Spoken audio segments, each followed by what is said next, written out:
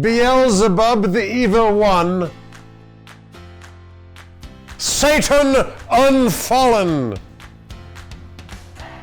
Because I just wrote an oratorio about Satan fallen.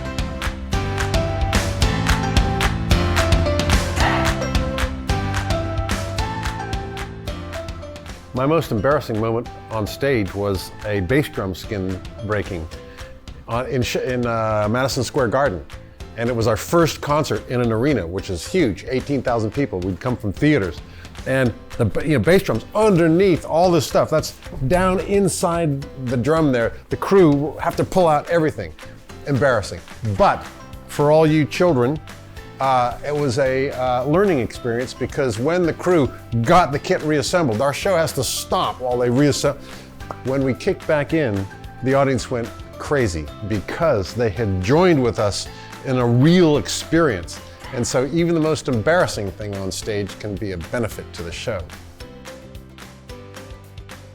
I have a fantasy where I wake up 16 years old in my boarding school, and I wake up knowing everything I know now, having lived my entire 60 years, but now I'm back at boarding school, 16 years old. And I immediately set about, every breath you take, every hit, don't worry, be happy, every hit that I wish I had written. And the problem with this fantasy is that I have all these hits and it's all in, and I end up living in pretty much this house with this family. Caroline Shaw is my favorite composer of the moment.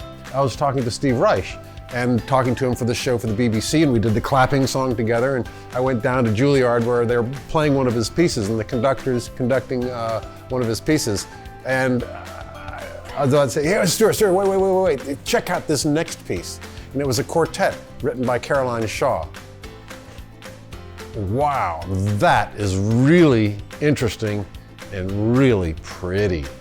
Just beautiful emotionally. And while you're all enveloped in the emotion of it, that's a smart idea. I think I'll steal that. Fleetwood Mac. Because when my group was busting out, they were supposed to be the enemy. They were the establishment.